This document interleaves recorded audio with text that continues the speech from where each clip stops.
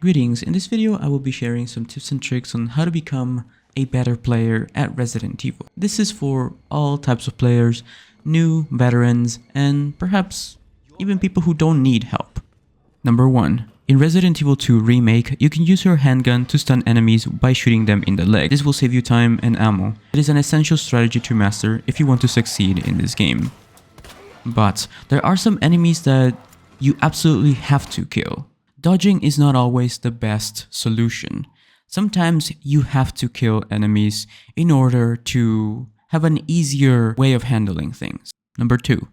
Consider writing down notes. I always keep a notepad next to my computer when I game. I take notes and little hints and stuff like that, even password combinations when I play new Resident Evil games. Trust me, it's part of the fun, and I know it sounds super nerdy, but I honestly enjoy this game series, and I really enjoy taking notes and all that, and then looking back and seeing how my thought process with solving puzzles and things like that. Number 3. Ranking weapons. Resident Evil games usually have 4 or more weapon types. In most titles, handguns are mainly used against lesser enemies like regular zombies, dogs, and so on.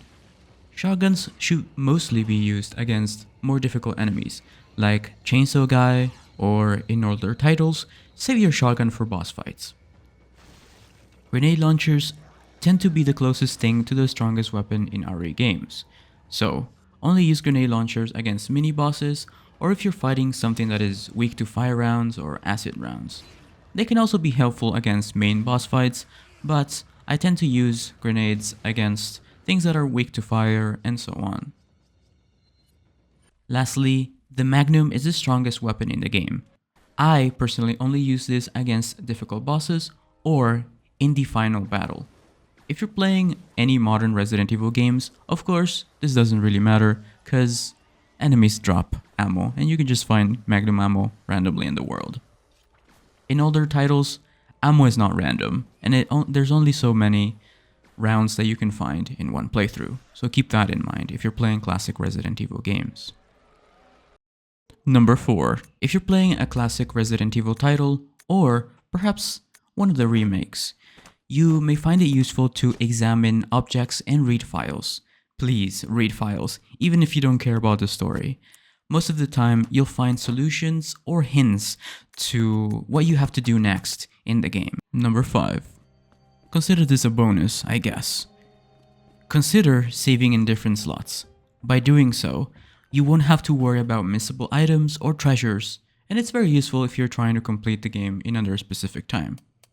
This should save you from worrying too much about your decisions. Perhaps you might get grabbed, or you might miss an item, or perhaps you used the shotgun instead of the handgun and you want to retry. So always have a backup save in a different slot. Just keep track of your saves. Let me know what you guys think about this in the comments down below. This is a little bit of a different video. Hope you enjoyed it. I'm gonna get ready for other games here coming up. Of course, Resident Evil is going to always be one of my main things, but look forward to other things, guides for other games, and don't forget that you are amazing. And also, don't forget, subscribe, click the notification bell, and then hit all, and I'll see you next time. Bye bye.